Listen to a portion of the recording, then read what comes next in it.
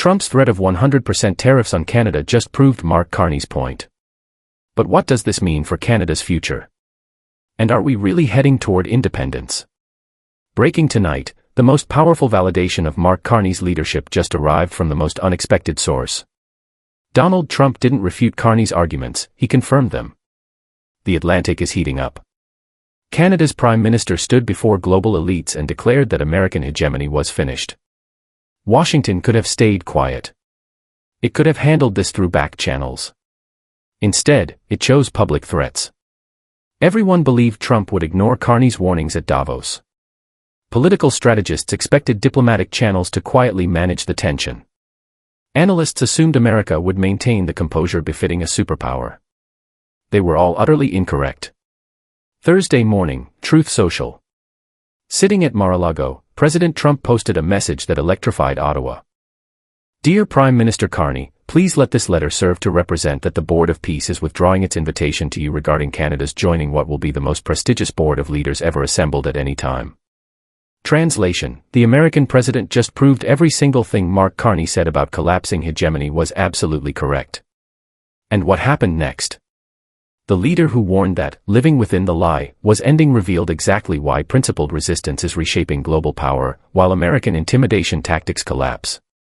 Dear viewers, between last week's Davos speech and this morning's Truth Social meltdown, something extraordinary happened in North American relations. Carney spoke truth to power. Trump responded with threats. And the world, watching closely, saw exactly which leader understands how modern influence actually works. Let me show you what really happened in Davos, and why Trump's reaction became the perfect case study for everything Carney warned about. January 20, 2026. Davos, Switzerland. The World Economic Forum. Mark Carney stands before global leaders and delivers a speech that fundamentally reframes Canada's relationship with the United States. His word choice is clinical. Deliberate. American hegemony, he says. Not our American partners. Not our friends to the south. Just the cold identification, the hegemon. Think about that choice. Canada's incoming Prime Minister stands before the world's most powerful gathering and refuses the comforting language of partnership. No warmth. No nostalgia. Just precision. And Carney doesn't stop with vocabulary. He invokes Vaclav Havel's The Power of the Powerless, the story of the greengrocer under communism who hangs a "Workers of the World, Unite" sign in his window. Not because he believes it, but because refusing would invite ruin. The system's power comes not from truth, but from everyone's willingness to perform as if the lie were true. When even one person stops performing, when the greengrocer removes the sign, the illusion begins to crack. Carney positioned himself as that greengrocer. In front of the world, he removed the sign. Great powers are using economic integration as a weapon, he declared. Tariffs as leverage. Financial infrastructure as coercion. Supply chains as vulnerabilities to be exploited. You cannot live within the lie of mutual benefit through integration when integration becomes the source of your subordination. This wasn't theoretical analysis. It was a declaration of independence from American economic dominance. Carney said publicly what allies have whispered privately for months: American hegemony is ending, and Canada will no longer pretend otherwise. Washington's response was instant and perfect.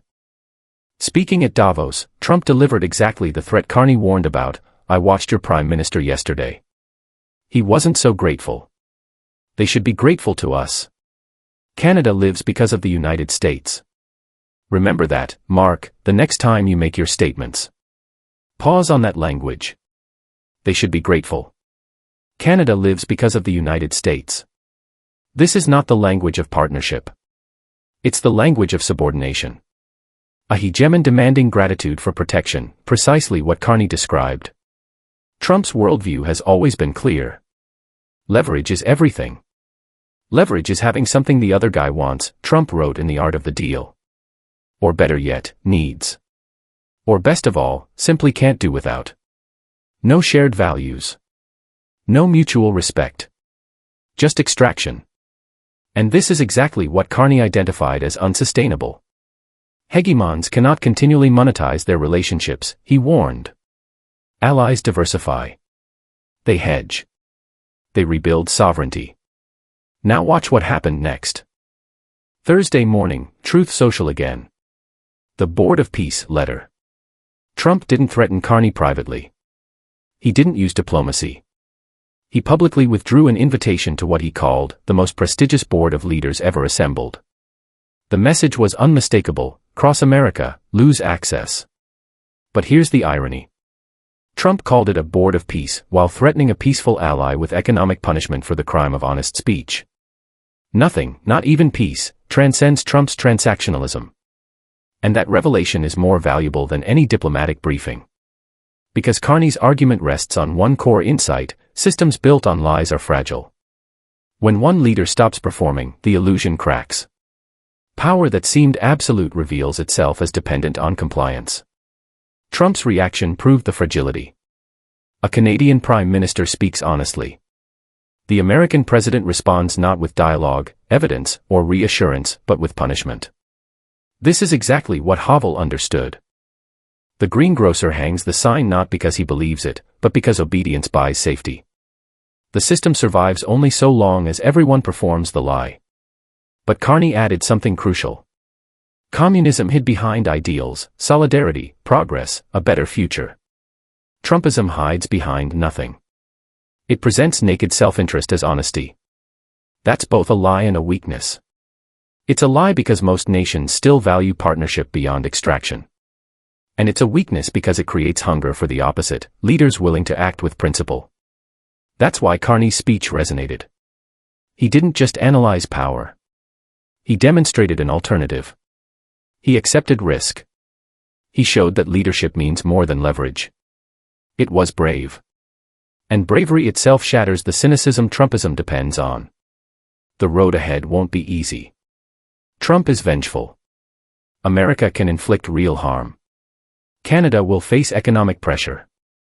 But Carney's point stands. When integration becomes subordination, sovereignty becomes non-negotiable. And we are watching diversification happen in real time. Canada strengthening ties beyond the US, Europe accelerating energy independence.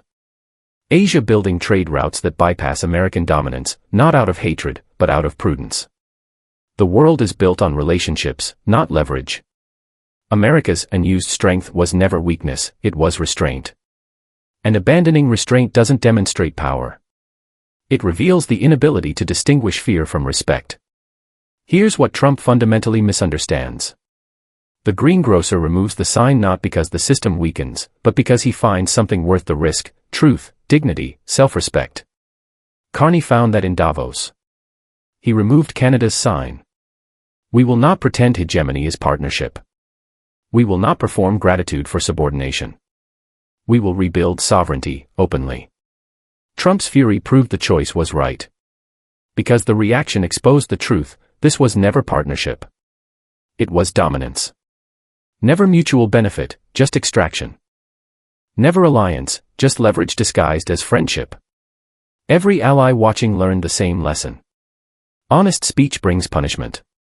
Independence brings threats. Gratitude is demanded. And suddenly the choice is clear: subordination or sovereignty.